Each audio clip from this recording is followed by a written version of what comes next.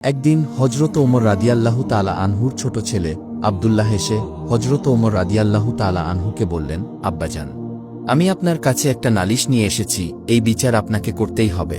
বাবা গো, আমি শুনেছি আপনার ভয়ে নাকি শয়তান পর্যন্ত রাস্তা ছেড়ে দিত। আমি এটাও শুনেছি যে আপনি নাকি বাঘের গালে থাপ্পড় মারতেন। কিন্তু আপনার ছেলেকে কেউ অপমান করবে, এটা আপনি কখনো বরদাস্ত করবেন কি? হজরত ওমর তখন বললেন, আব্দুল্লাহ, কি হয়েছে তোমার? আমার কাছে সবকিছু খুলে বলো। তখন আব্দুল্লাহ বললেন, আব্বাজান, হুসাইন আমাকে গোলামের বাচ্চা গোলাম বলে গালি দিয়েছে। এই কথা শুনে হজরত ওমর রাদিয়াল্লাহু তাআলা আনহু অবাক হয়ে তার ছোট ছেলে আব্দুল্লাহকে জিজ্ঞেস করলেন, তুমি কি ঠিক শুনেছ যে তোমাকে হুসাইন গোলামের বাচ্চা গোলাম বলেছে? জবাবে আব্দুল্লাহ বললেন, হ্যাঁ, আমি ঠিকই শুনেছি। হুসাইন আমাকে গোলামের বাচ্চা গোলাম বলে গালি দিয়েছে। তখন হজরত ওমর রাদিয়াল্লাহু তাআলা আনহু বললেন, ঠিক আছে, হুসাইন যদি তোমাকে এই কথা বলে থাকে তাহলে অবশ্যই হুসাইনের বিচার করা হবে। পরের দিন হজরত ওমর রাদিয়াল্লাহু তাআলা আনহু নিজেই হজরত আলী রাদিয়াল্লাহু তাআলা আনহুর বাড়িতে আসলেন। তখন ওমরকে দেখে হজরত আলী রাদিয়াল্লাহু তাআলা আনহু বললেন, হে ওমর, আপনি হঠাৎ আমার বাড়িতে? জবাবে হজরত ওমর বললেন, হে আলী, আমি একটা দরকারে এসেছি।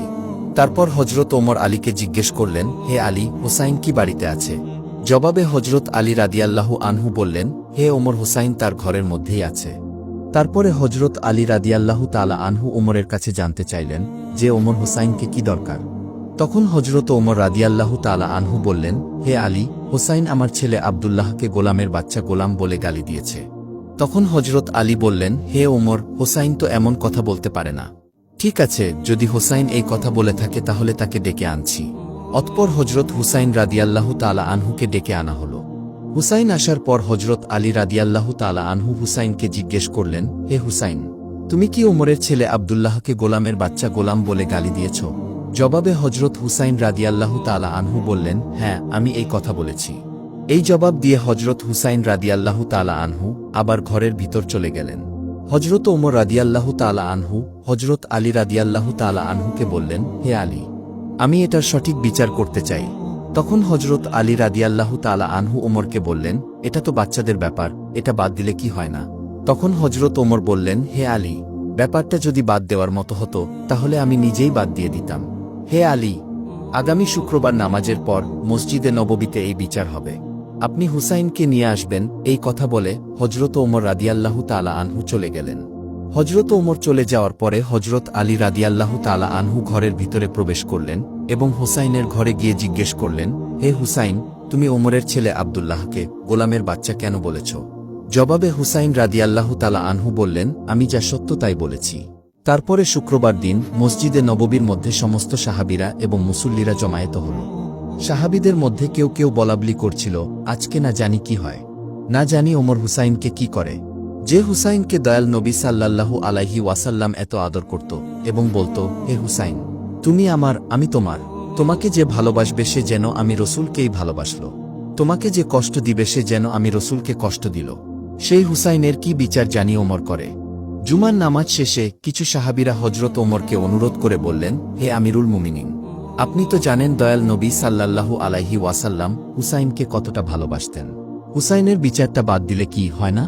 তখন ওমর রাদিয়াল্লাহু আনহু সাহাবীদেরকে বললেন, হে সাহাবীরা, তোমরা যা জানো আমিও তা জানি, কিন্তু কাল হাশরের ময়দানে আল্লাহ পাক রাব্বুল আলামিন যদি আমাকে এই বিচারের জন্য তার কাঠগড়ায় দাঁড় করায়, তখন যদি আমি অপরাধী হয়ে যাই, তাহলে সেদিন তোমরা পারবে কি আমাকে রক্ষা করতে?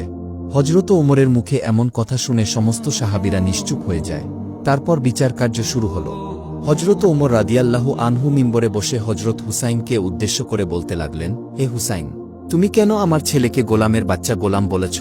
তখন হজরত হুসাইন রাদিয়াল্লাহু তাআলা আনহু জবাব দিলেন, হে ওমর, বড় কথা বলো না, তুমি কি আমার নানার গোলামি করো নাই? এই কথা শুনে হজরত ওমর রাদিয়াল্লাহু তাআলা আনহু দুটি চোখের পানি ছেড়ে দিলেন।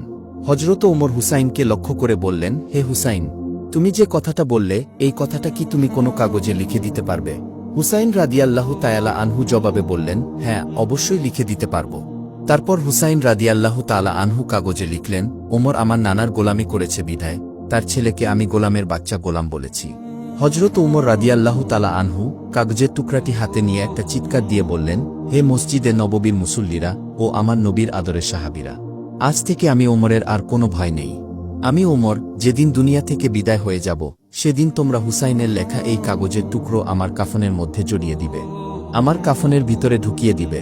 কাল হাসরের ময়দানে যখন বিচার কার্য শুরু হবে, তখন আমি ওমরের কোনো ইবাদত বন্দেগী যদি আল্লাহর দরবারে কবুল না হয়, আর সেদিন যদি আমি বিপদে পড়ে যাই, তাহলে আমি আল্লাহ পাক রাব্বুল আলামিনের দরবারে হুসাইনের লেখা এই কাগজটুকু তুলে ধরে বলবো, হে আল্লাহ, হুসাইন বলেছে আমি তোমার বন্ধুর গোলামি করেছি, এই জন্য হলেও আজকে তুমি আমাকে ক্ষমা করো। তারপরে মসজিদে নব্বীর সকল মুসল্লিরা একসাথে নারায়ে তাকবীর দিয়ে উঠলেন।